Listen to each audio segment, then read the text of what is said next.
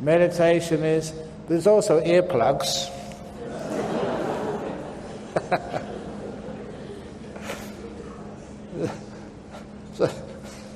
So I don't know if you've got a partner, but you've got sort of a partner who's always nagging at you, blah, blah, blah, blah, blah, blah. Put earplugs in. All you need to say is, yes, darling, yes, darling, yes, darling, yes, darling. No, but that's being a bit cynical. Although that if what other people say about you, what do people know about you? How can they judge you? They do anyway, or do they? Or are you assuming stuff which does not exist? I read this in some wise words of advice a long time ago.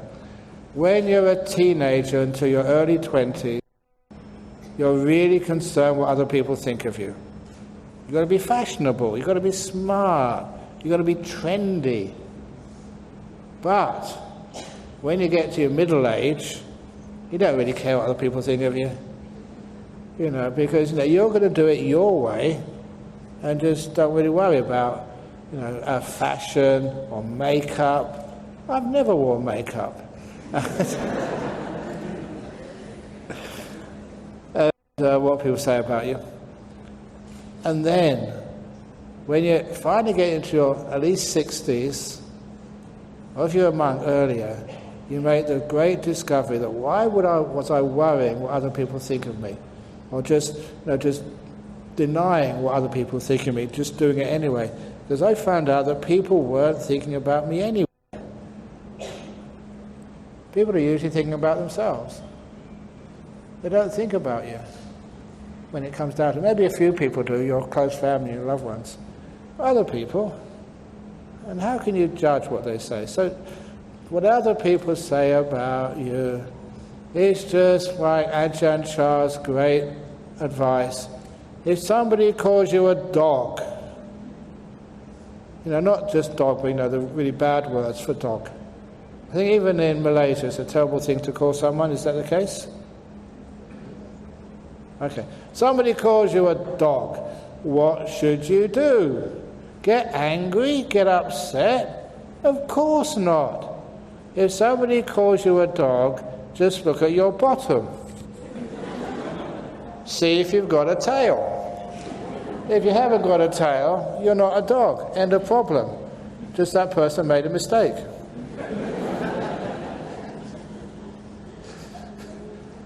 It's a simple thing like that. Really helps.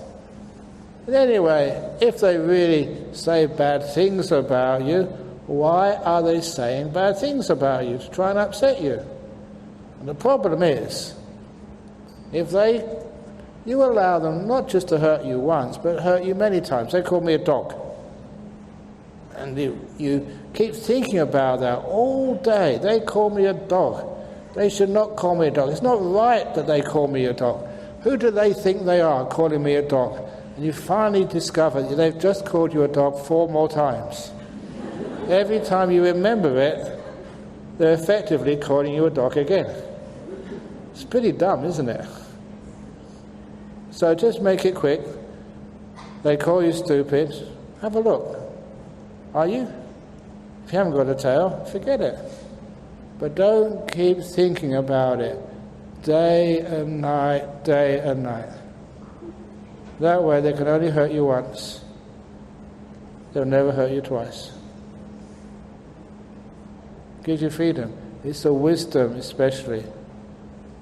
But also, what you experience from others, do you do the same to others? Do you criticize people and call them names and judge them?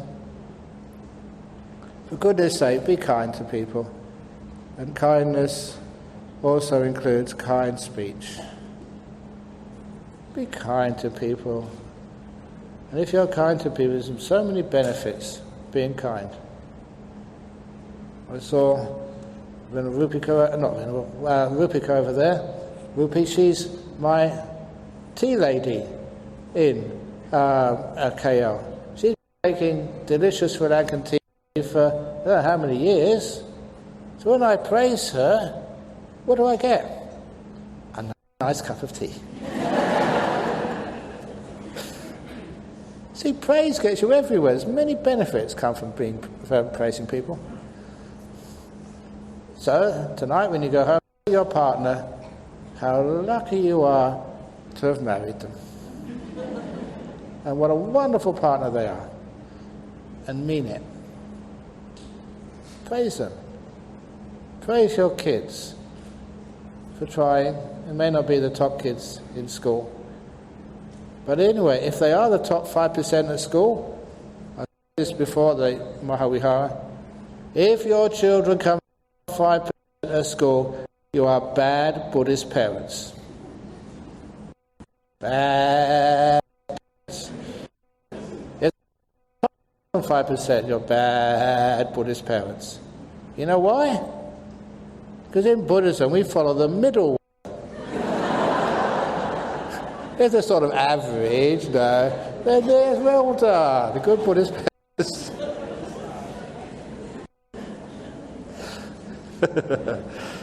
Okay. And next question before I keep going on and on and on almost. Okay, you're going to be faster. I don't think he's going to make it. You have to come and stick closer to the microphone if you've got a question.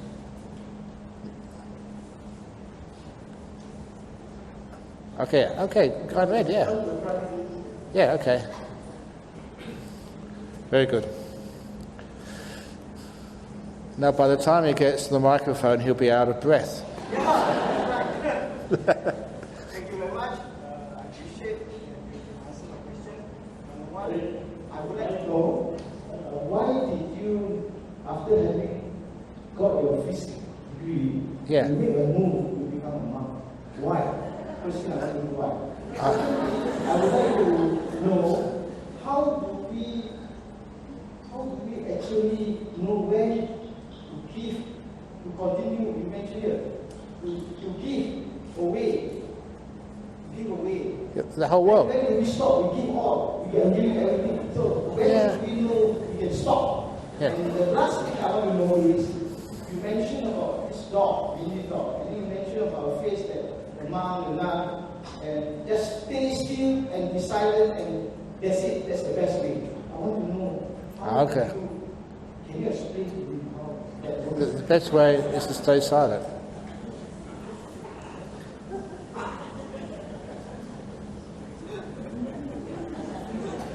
You're not listening.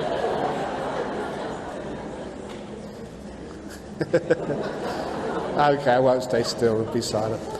Why I became a monk? It was because of a broken heart.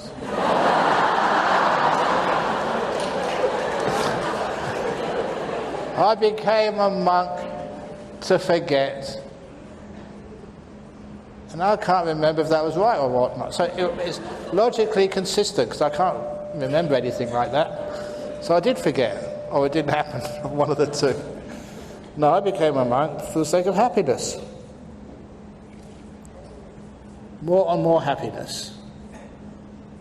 Because when I saw monks, they really inspired me.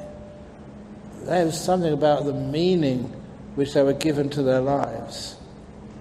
Something which struck you as being extraordinary. People who weren't searching for wealth. That was really weird. People who were not like me, talking too much, could sit silent for such a long time. The silence was something which always attracted me. And they were just so kind. But most of all, they were happy. Their happiness was something, I wanted to find out, why are these people so happy when they weren't successful in life? They didn't have big apartments or fancy cars, and they begged for their food. How on earth can they be happy like that? So it was the search for happiness and meaning which led me to being a monk. And of course, I went to many different places looking for happy monks. And when I saw Ajahn Brahm, he was amazing, just how happy he was. And also the innovative way which he taught. Things which were really I don't know how he could have seen those great psychologies. Little thing. A Swedish professor came to visit all of the great gurus and meditation teachers in South and Southeast Asia. It was sponsored by the Swedish government, who wanted to find out about meditation. And so they came to see Ajahn Chah with 4 questions.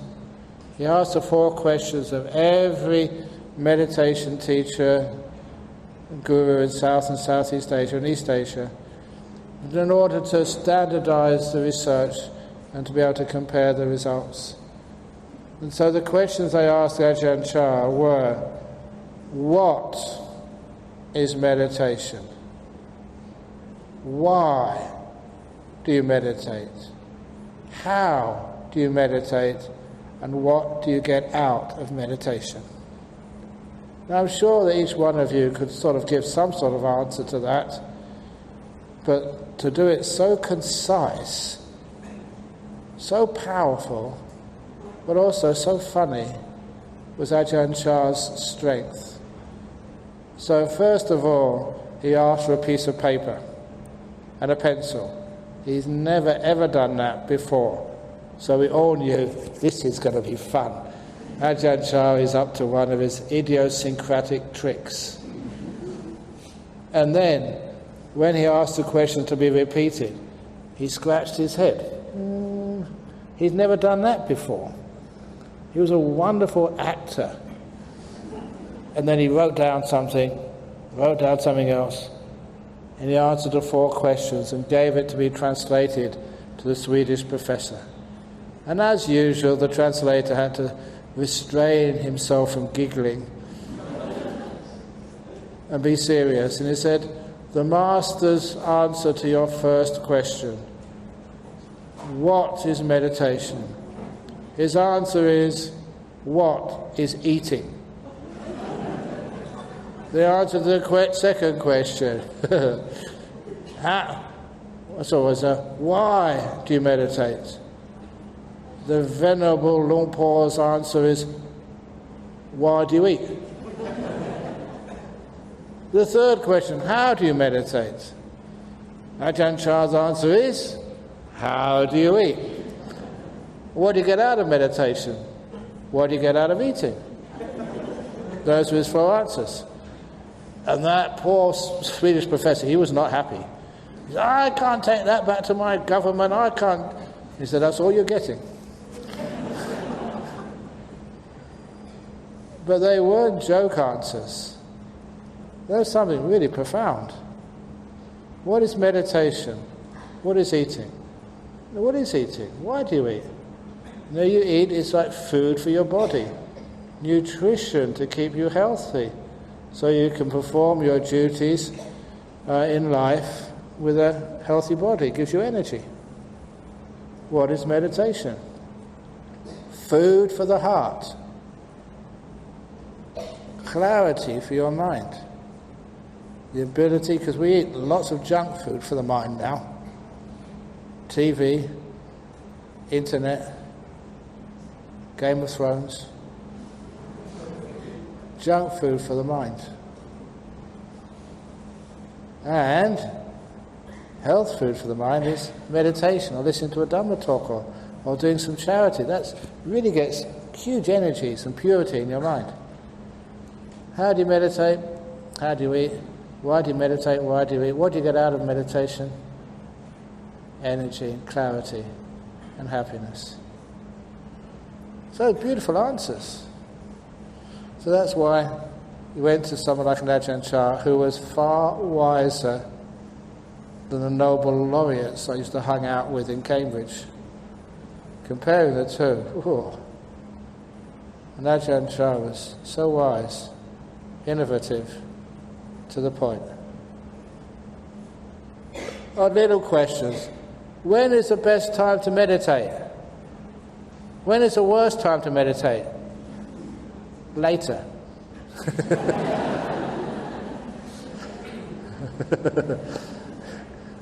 Those great answers. They really get down into the nitty-gritty of psychology. So that's actually why I became a monk, or from physics to being a monk. So close. It wasn't a difference at all. It was just taking it deeper from how the world outside works to how the world inside works, and to notice how the two just interact. Little things such as, what piece of science can I give you now? Okay. This world, planet Earth, many centuries ago, people thought the Earth was flat. It looks pretty flat if you haven't gone out into outer space. And so people thought, if you get in one of these boats, which was the high-tech transport of the time, and you sail far enough, you'll fall off the edge. But now we all know the planet Earth is a sphere, a bit distorted, so fatter in the center, and squat just like me. But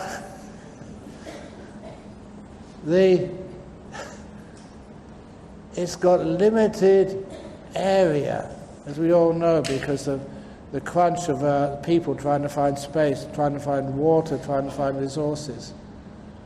It's a limited space, limited area, but it's round. It has no boundaries, no edge to it, no beginning or an end to planet Earth. And then, as a scientist, you go to the next level. Space, the universe. I don't know if there's any physicists, astrophysicists in this audience.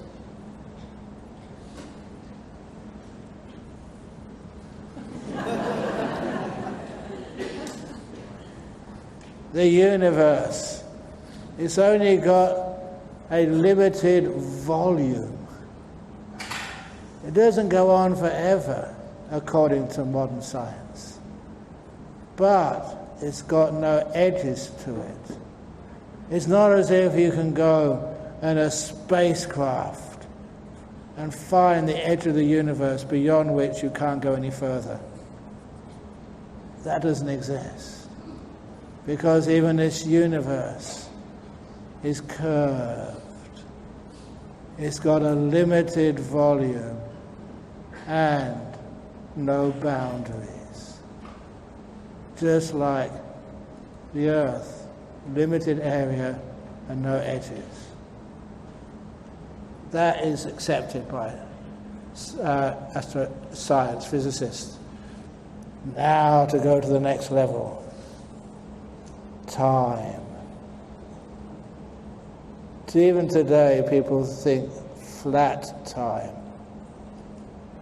which has to have a beginning or an end. You go far enough back in time, you come to the beginning. You've got a boundary, you fall off the edge if you go too far. Go too far in the future, the end of time, again, another boundary, another edge. What if time was also curved, with no boundaries, no beginning, no end? No beginning is to be found of delusion, avijja, said the Buddha. This is where we start to see things in different ways, really interesting ways. The mind itself.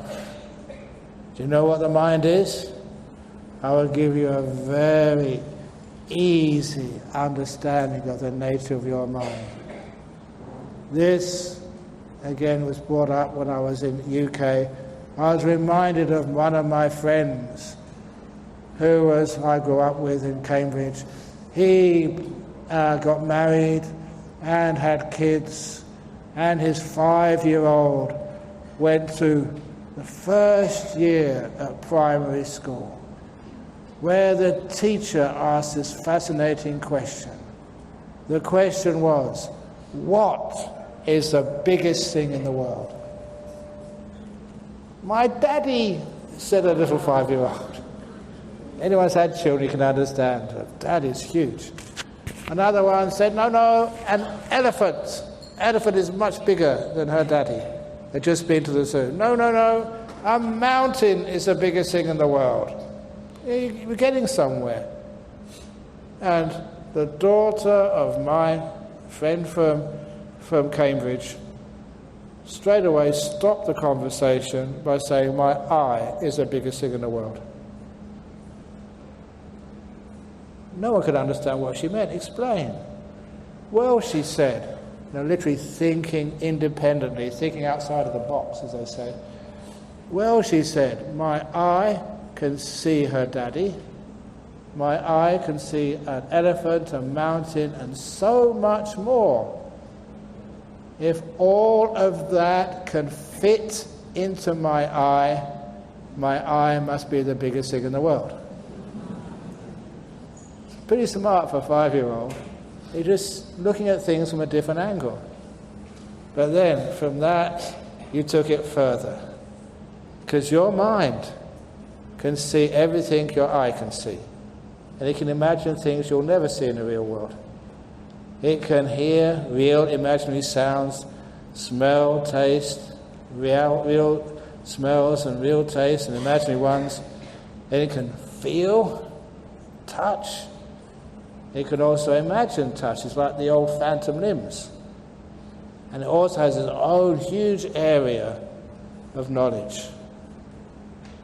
So, everything that can ever be seen, heard, smelled, tasted, touched, or known, all of that can fit into this thing we call the mind. Therefore, the mind is the biggest thing, and I never said in the world, because the world can fit into your mind. I love that, where we have a logical argument which no one can actually find a fault in, coming from a 5-year-old.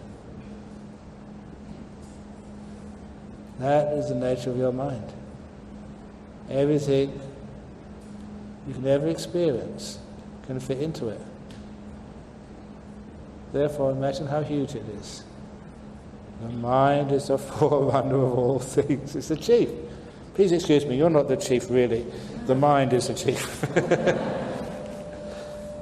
So that's the sort of stuff, you take your training in physics, you take it further, and this is where it takes you. What was the last question? Oh yeah, being still and doing nothing.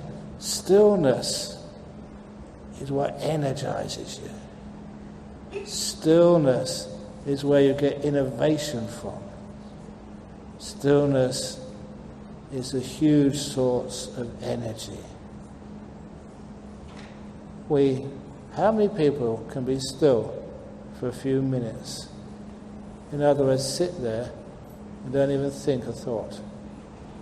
Just be poised. Unless you've been meditating a lot, it just can't be done. If you have that stillness, that poise, you're always thinking, always planning, always acting, which is why we get so tired and exhausted. If you want to find out about the world, you've got to stop talking to the world between your ears and listen to it. Listen in silence.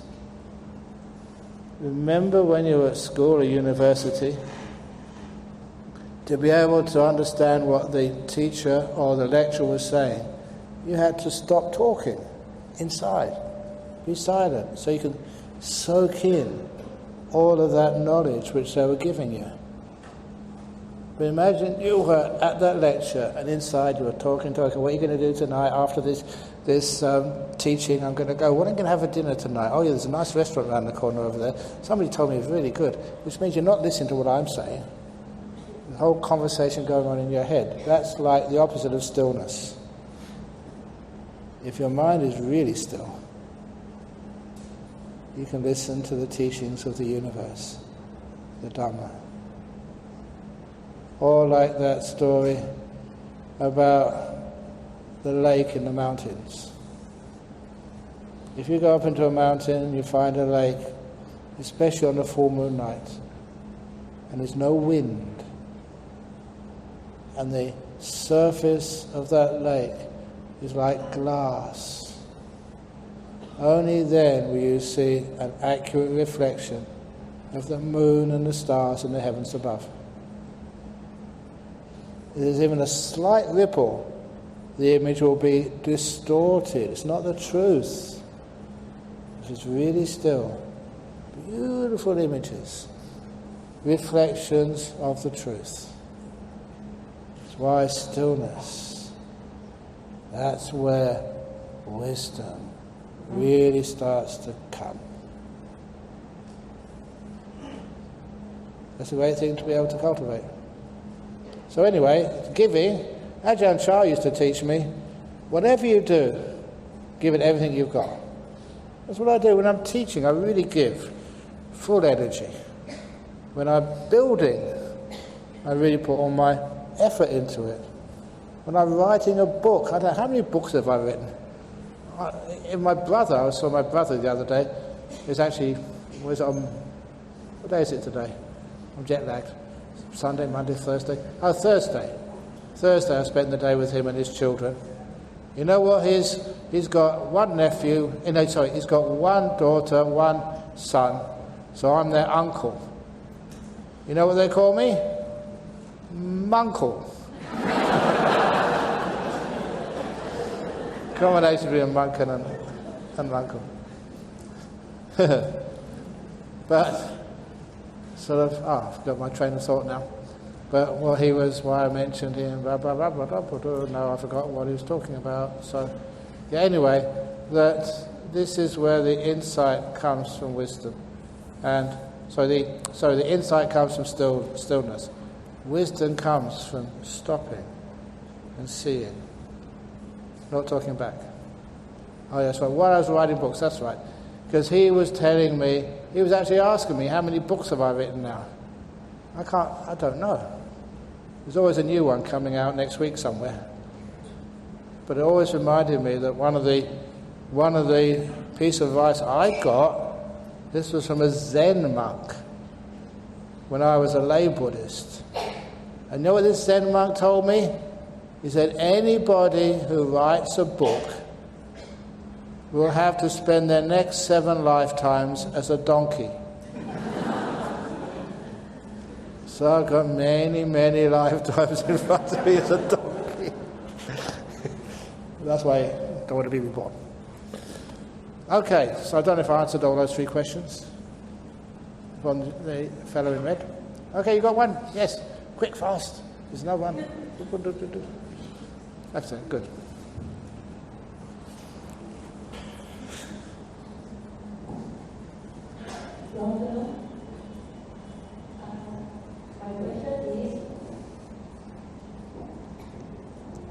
So why is the microphone too high?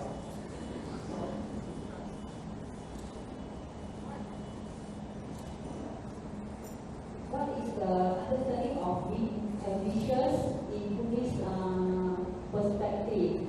As we know, in life we should have a certain achievement, but yet we need to be contented with what we have. Indeed. So, it's all about priorities. So, I have to use this one. I hadn't told this story for such a long time until I was reminded of it while I was in London recently. An economics professor came to the class, the lecture one day, with a big jar. And from his briefcase, he pulled out a bag of stones, of rocks.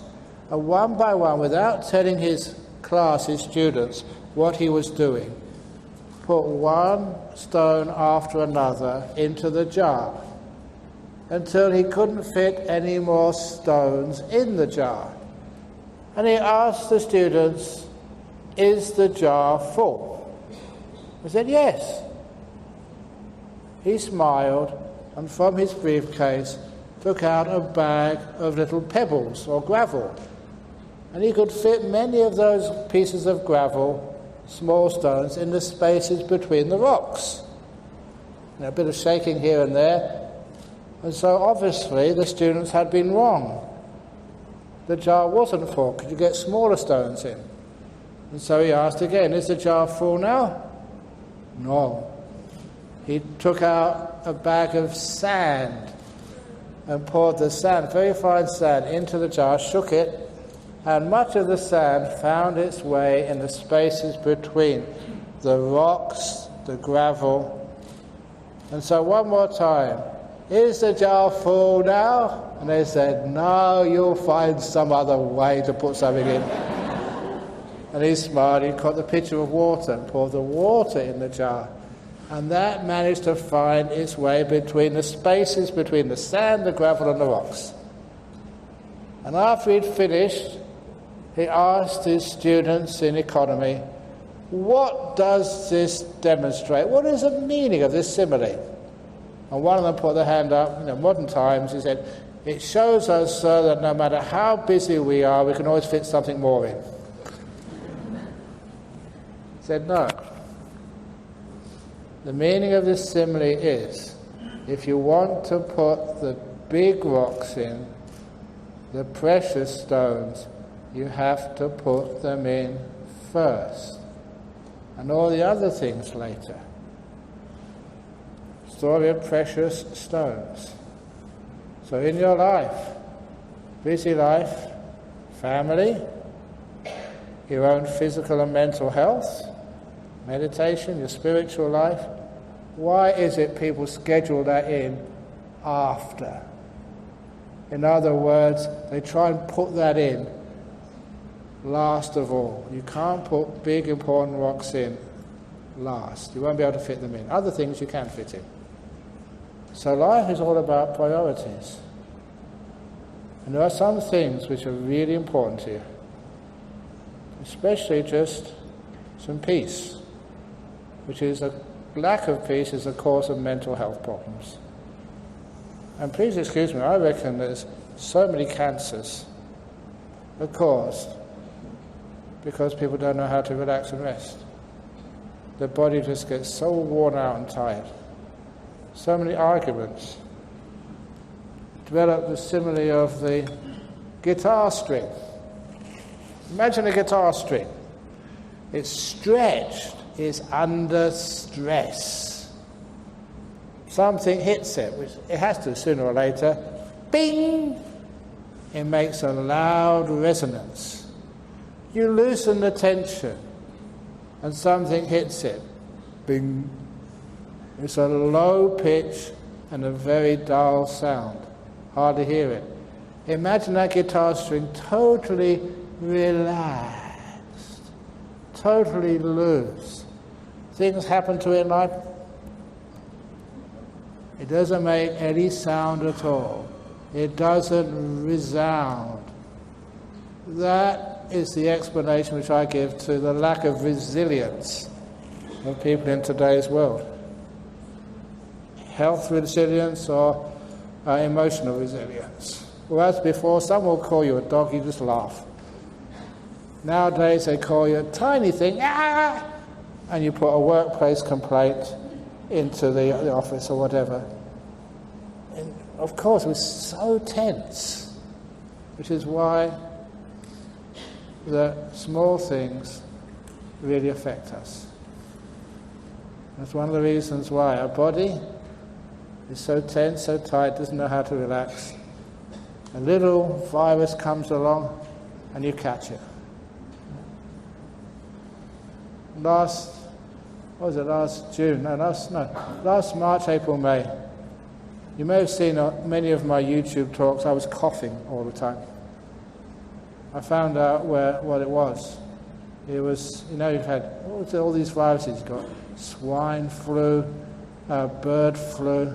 This was actually pony flu, pony virus. I know it was pony virus because it made me a little horse. That's a joke. It makes you a little horse. At least because I thought, because I go to too many, I travel around too much, just like the chief. You've got to be very careful, chief, because you go to so many airports, you may get what we call terminal illness.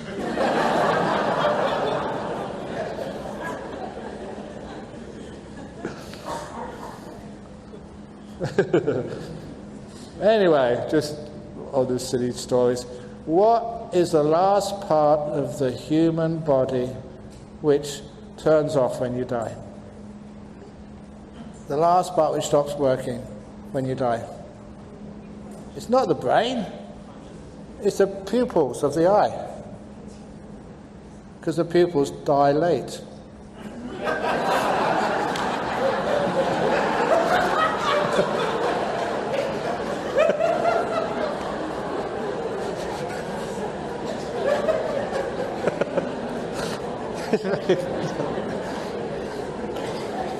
It's supposed to be questions. I don't see why I can't ask you a question. Anyone come to the microphone? Yeah, to ask a question? No. Okay, yeah, please come to the microphone. Okay.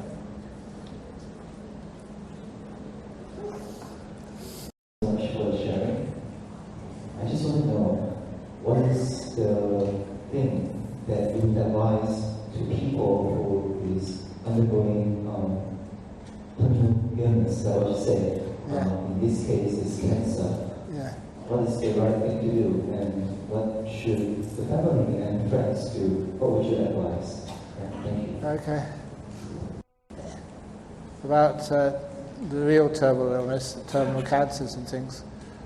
First of all, a person who is given that diagnosis, they have cancer. Please, cancer is a word, not a sentence. In other words, most people these days do not die of cancer. And there's so many therapies going on, you've got a really good chance of survival if you stop worrying about it. Over in Perth, 27 years ago, I was invited over to it used to be called the Cancer Support Group. And I've been going there every year for 27 years. They come for a day out at Bodhinyana Monastery. Every day for 27 years they've been coming. And even when the local state government gave this huge grant to have this huge centre in Cottesloe for like a one-step shop, they call for skin cancer, breast cancer, prostate cancer, all the cancers together, with a lot of counselling, alternative therapies, all paid for by the government.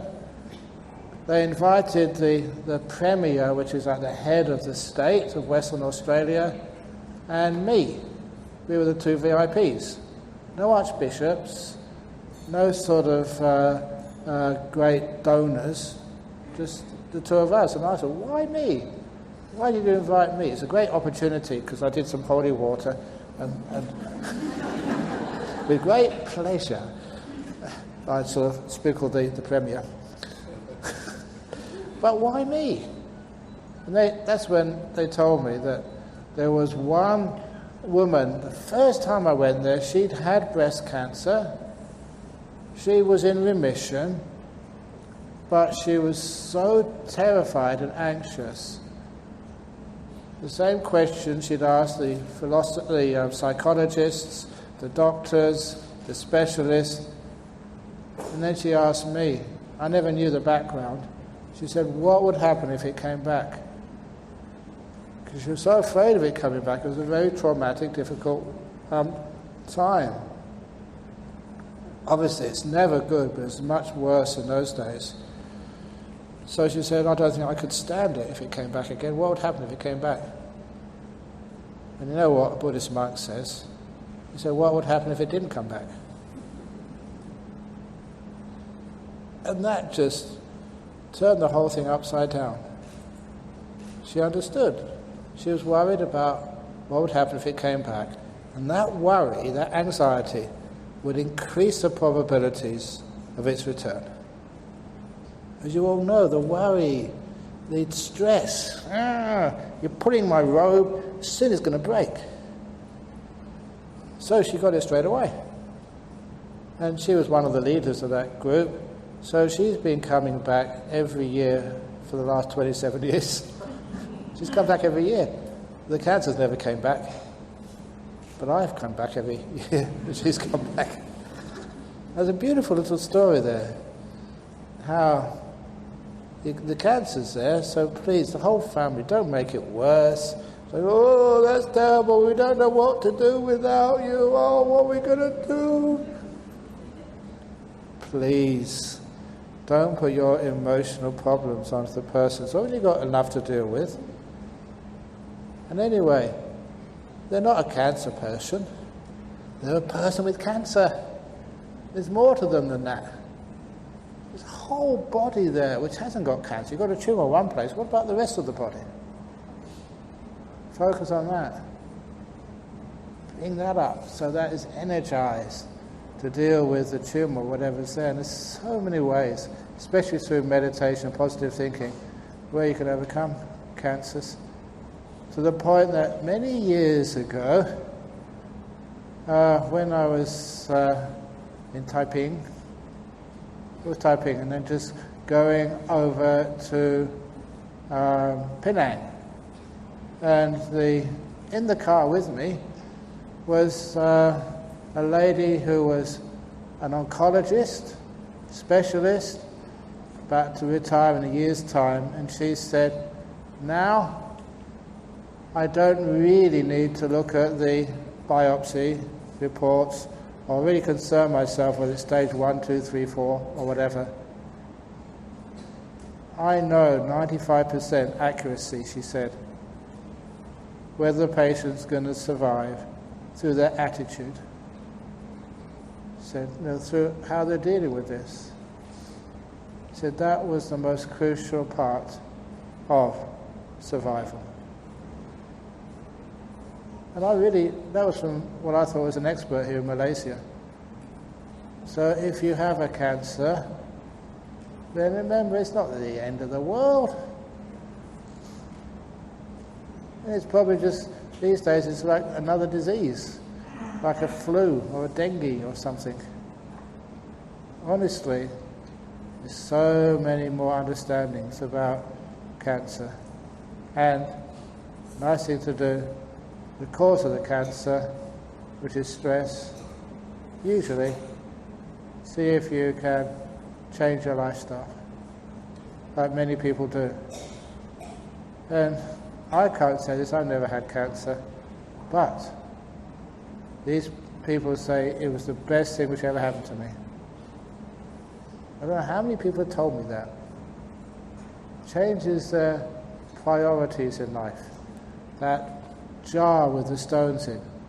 They don't put work or financial security, which means just having lots of money. Have family security. Have friend security. In other words, your family and friends will look after you. And so they change the whole way they look at life. And that sometimes gives the cancer meaning. Gives it purpose. They say, thank you that I had cancer. At the time you can't say that, it's just too unpleasant, painful, scary. But afterwards, that's what they say. Anyway,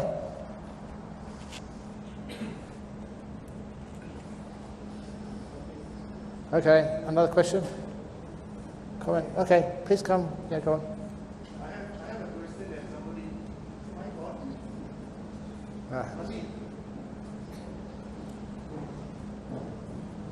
You had a question, somebody? Yeah, okay, good, yeah. This is somebody who's here, but it's too shy to ask. She has been looking this good question that she would like to ask you. This lady, she's not a Buddhist, she's not a devotee of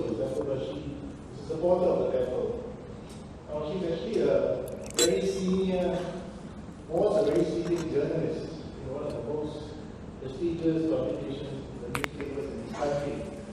Until about a year and a half ago, she was terminated because of recently, as you know, a lot of job process and most companies have been closing down. So they had to let her go. And this lady is currently unemployed. Even though she was a very senior journalist, and she was very popular, and the peak of her fame, everybody wanted her because she was a journalist. Clients loved her, and she was feted to the best restaurants and the best parties, and she was invited to everything. Until now, a year and a half later, now that she's out of work, she's got nobody. Nobody calls her, nobody phones her, and recently both her children are much older and have moved out of the house because of prayer. And so she's alone at home and she's depressed. And because of that, I think she's getting a psychosomatic problem and she's falling sick very frequently. She's in and out of the hospital almost every other month with some kind of ailment or not. What advice would you give to someone like this who's gone through this upheaval in life because of insecurity in terms of a job or career or finances for the later? It is, we all, oops, okay. I know that my finances are terrible. I don't have any money, but at least I've got job security.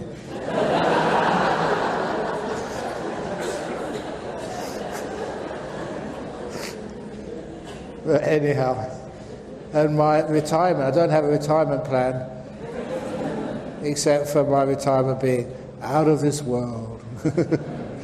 Anyway, just jokes aside, that sometimes people measure themselves by their professions and their status within the profession. It doesn't make you any less that you're not the most popular journalist anymore. I think the problem was that when people are successful, they take the success as a measure of their self-worth. And when that self-worth has disappeared, you're not invited out. You're not asked for your autograph or you're not asked for your photograph. You think, oh my goodness, that I'm not worth anything anymore. So first of all, a lack of self-love, self-respect. The job is not, that your source of self-respect. Other things are instead. But also, the next thing to do is, you've obviously got huge amounts of skills. You're a very popular journalist. So why not use those skills in something else? Think outside the box. Write a book. Books, people who are journalists, they can usually write. They're very good writers. Write a book about your experience, in that industry. And, start a blog or Instagram. Be, these days, an influencer. I don't know, but whatever, there's so much stuff you can do. And also, one of the ways of overcoming depression, which, I've been saying this for years, and I should keep on repeating it, because people look for medication or meditation. One of the great ways of overcoming depression is doing service. Volunteer for something. Go to like an old age home. I don't know what it's like over here in Malaysia, but the way we look after elderly in places like Australia are gross, cutting costs. So some of the aged are treated very, very poorly. Even in the UK, that because of pressures on the budget, they just sometimes don't do the right services or kindness for the elderly, and sometimes it's really gross. Sometimes at night time they lay in their own poo because they haven't got anyone to actually to help them up and to wash them. So it's very difficult. So there's opportunities. Go and assist and help people who just need somebody. There's elderly, lonely people, and even the temples or the mosque, the society in which you used to worship. I'm sure there'll be many, many things which they could do. Even in this Vihara, is there any little jobs or work, even like cleaning or washing the dishes, which Ajahn Brahm has all these dishes. He only can drink one thing at a time, but he's got 2 cups and 2 kettles and a jar of this. So just being able to serve. When I was student, please excuse me, this is being honest. I like honesty. That I had 2 friends who were very strong Christians, and I was a Buddhist. We had great arguments. We were friends. But when I heard that they were volunteering to go once a week in the afternoon for a couple of hours to a hospital for the mentally, emotionally disturbed, and they said they were doing that as an act of love according to their religion, I was put on the spot. I said, well, I'm a Buddhist, and Buddhists have compassion and loving kindness. So I said, can I come too? And the only reason I went was actually not just out of kindness, it was out of pride. I would not let those 2 Christian friends beat me in kindness. It was conceit, keeping up with the Joneses.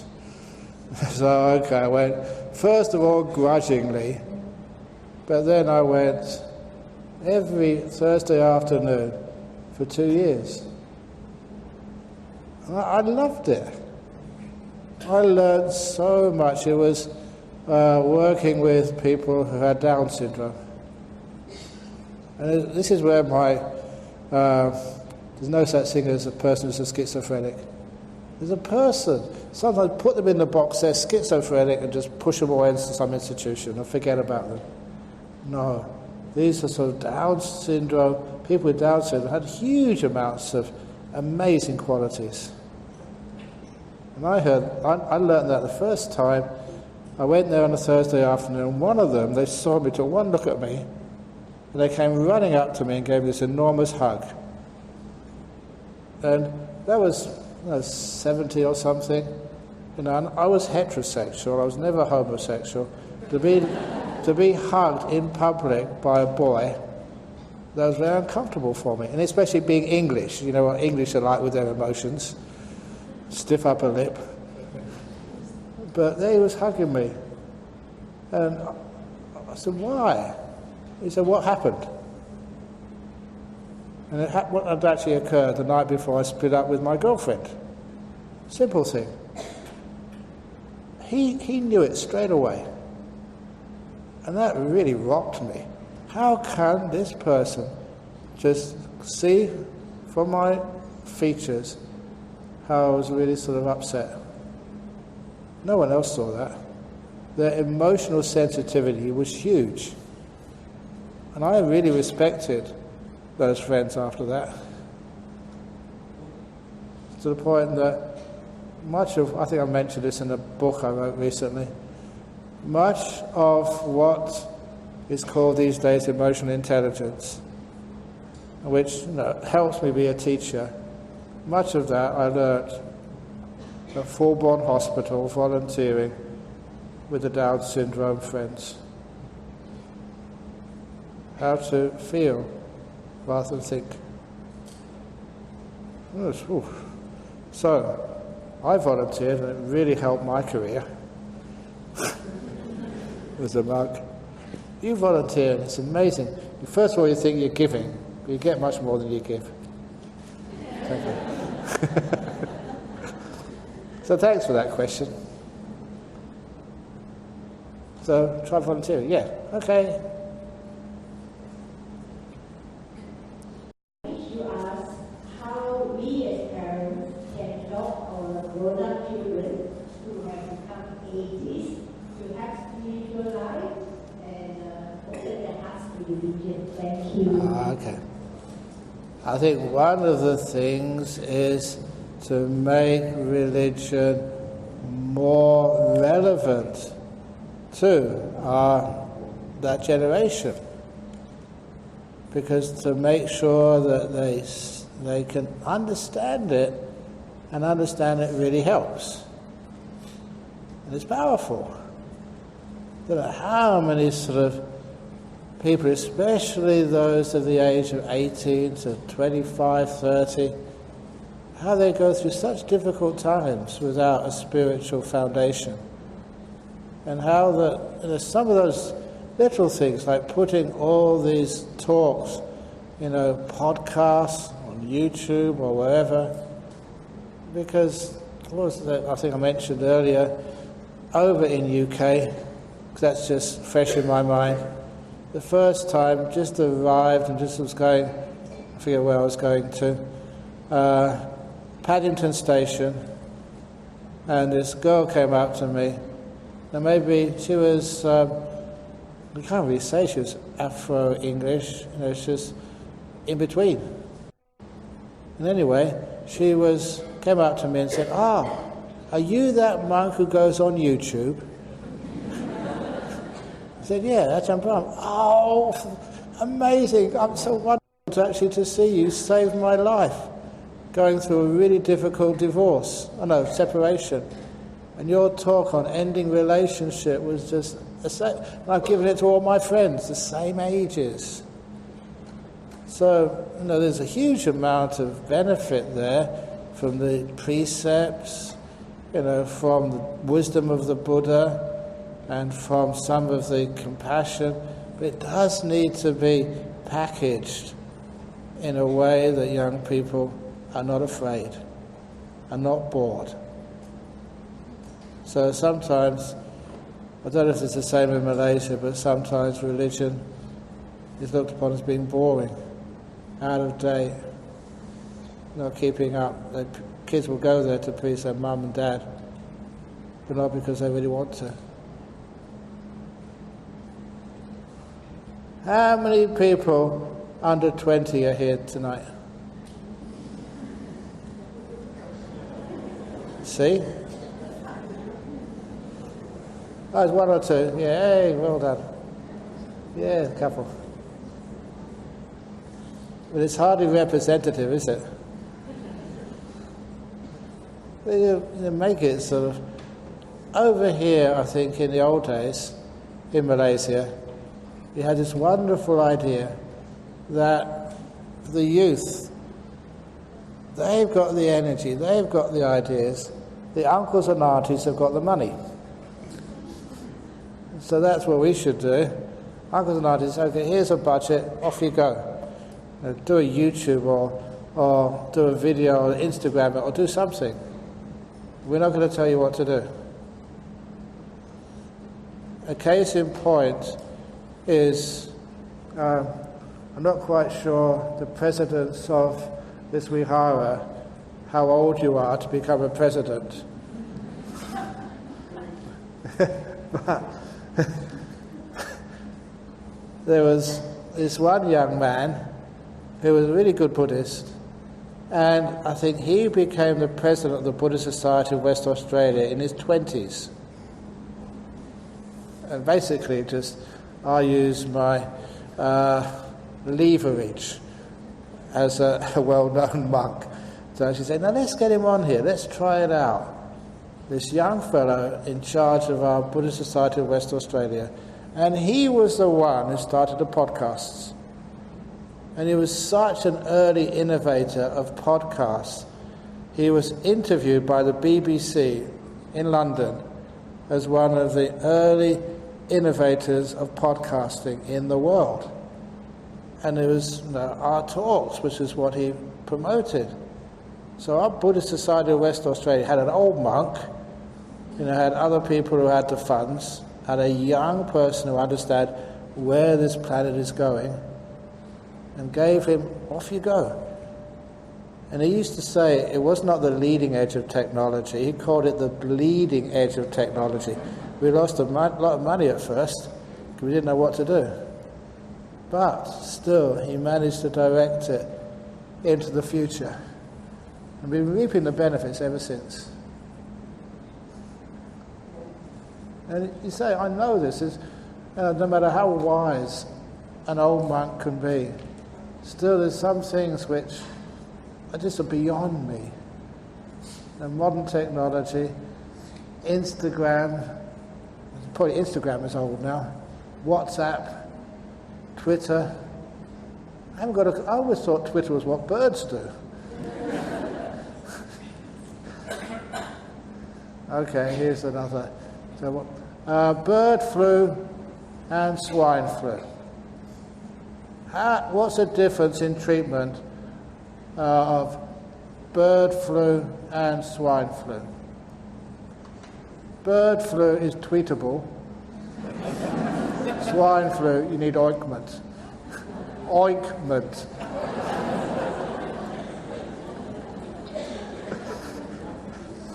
Okay. The bird flu is tweetable. Okay, yeah, okay. Another question there? Oh, okay. One last question. Okay. One last question. Okay.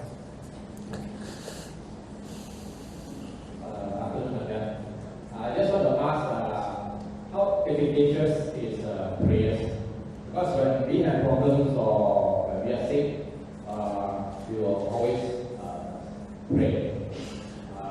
But as I experience, most of the time it doesn't work. Sometimes I feel whether should I continue to pray. But of course, I have never lost faith from the teaching of the Buddha. Yeah. Instead of praying, I was thinking that I changed my mindset on the teachings of the Buddha. So when will prayers work? Because I also heard one of your talks that during a wedding ceremony, you actually recited the funeral Chant, yeah. and that I think the couples are happily married. Yeah, yeah.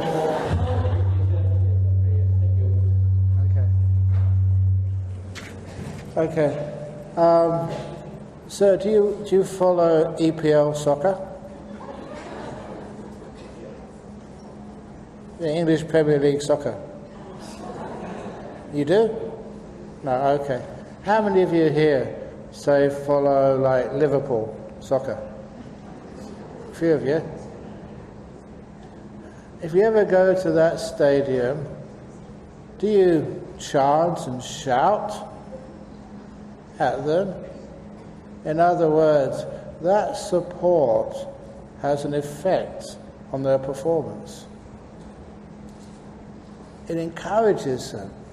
It actually builds up their confidence.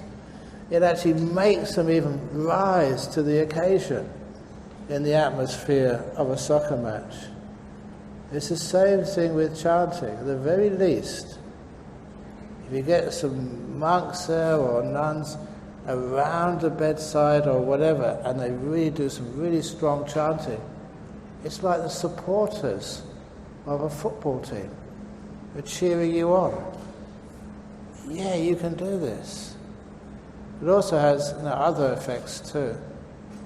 And it's not only that story about chanting the funeral chant at a wedding, but there are other terrible things, which wasn't a terrible thing. I learned a lot from mistakes. Where there's a Chinese gentleman who was dying in the hospital in Perth. And I forget exactly where he was from, but it wasn't Malaysia, but I think they had relations come from Hong Kong and Taiwan and mainland China. And he was like a patriarch of the family, so they all came to the ICU in Royal Perth Hospital in Perth, and they wanted a monk quickly, so I came on a short notice. They wanted some chanting for their fellows who was in the ICU in a coma, about to die. And sometimes I'm tired, like Venerable's sometimes tired and sick.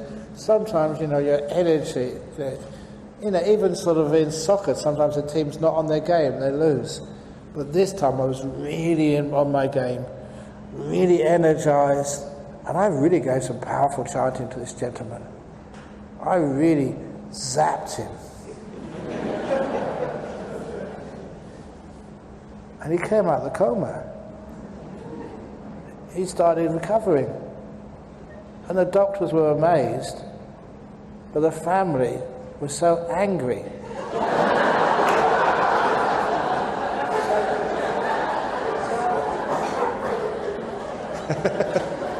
They hadn't told me at the time, because I'd rushed in there, it was a moment's notice. They'd all come from overseas, as you must do when someone's on their last few days of life. They've all left their work and their commitments to fly over to Perth and get hotel accommodation. And it was really disruptive, but this was an important, they had to be there for a few hours. They'd even arranged the funeral service. And now become this silly Ang Mo monk. Now they had to cancel the funeral service, and they had to just go home and they said, well, you have to come back later on, maybe 6 months or 12 months, when he decides to die properly.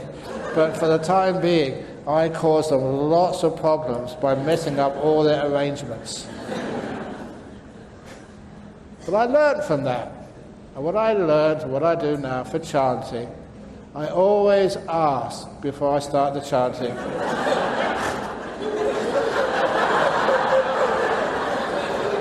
What chant do you want?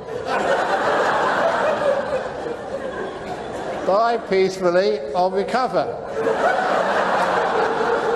So it's not so important for marriage, but when someone is sick, well, that's a big thing if I get it wrong there. Now, even though that was the last question, probably, you can see just for this 2 or 3 hours, did you enjoy this? Was it depressing? Was it? Now, that is how you look at the funny side of life, the positive side of life, with good answers as well. And it does mean that you go away, just don't feel downbeat. You're upbeat. Your energies are coming up. You don't feel angry or depressed. You feel you can laugh at life, laugh at yourself, take a positive attitude, see there are solutions. Don't just look at the hand in front of you, put it out here, you can see so much more, and you can have a wonderful life. So that's why we gave the talk here today. Oh, one more last question. Okay. There's one more last over there. Two. Okay, oh my goodness. Okay.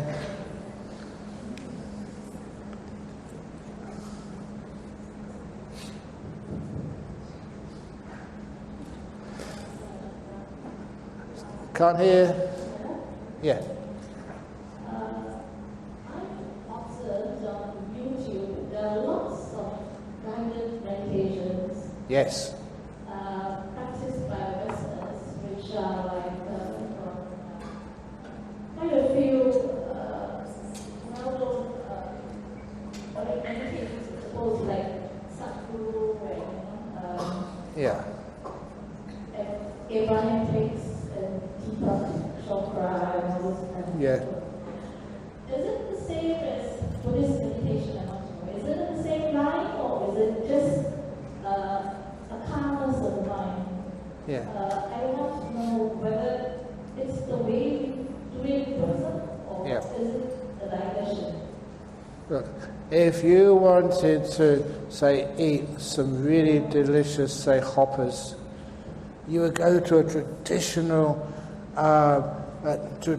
Sri Lankan who does it the way it's been done for such a long time. The ones who invented the recipe, the ones who really know how it works. So if you want to learn about meditation, go to the experts. Buddhism invented it. All these other people who come in just when it's profitable to make a fast buck. But no. And it's also, I would always say, go for the cheapest and the best.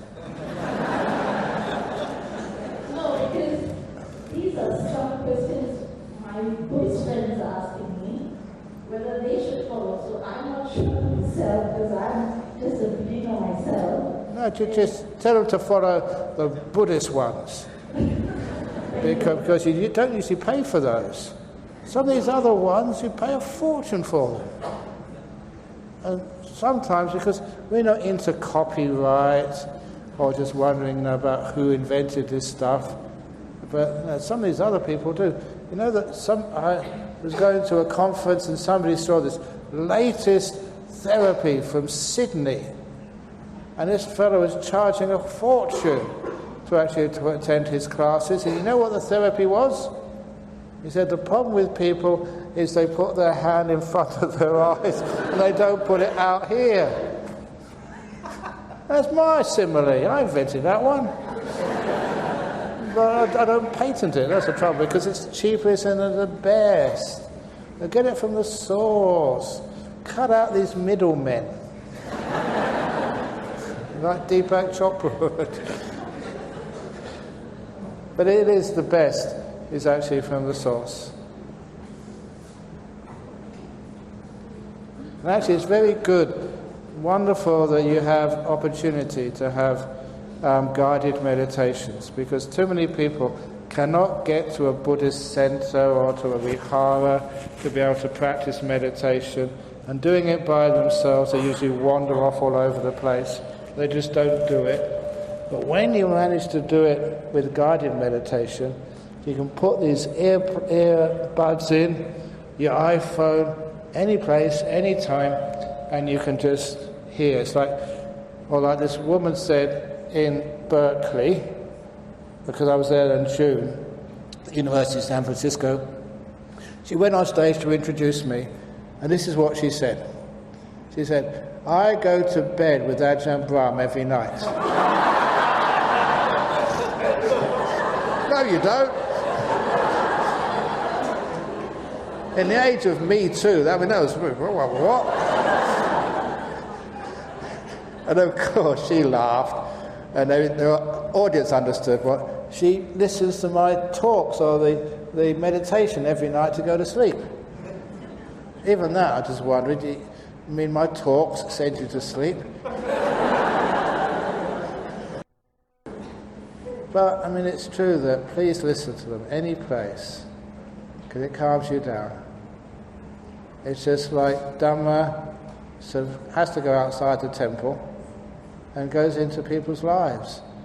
They're in the bus or in the train going to work somewhere, and then they instead of listening to the news, which is always really bad and terrible. Although sometimes it's important to listen to the news, because Kat she didn't know this story recently about Donald Trump, the assassination attempt. Have you heard that yet? Wow. Because he was in one of his meetings and somebody in the audience stood up, they managed to get a gun into the auditorium, stood up, pointed the gun at Donald Trump, and his security guard, one of them, saw the gun in enough time and shouted out, "Donald, duck!" And just like you, even the assassin burst out laughing and got arrested before he could pull the trigger.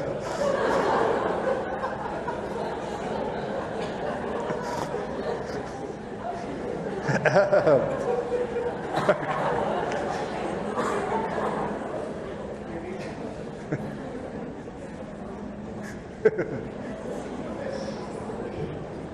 think that's been the last joke for this afternoon.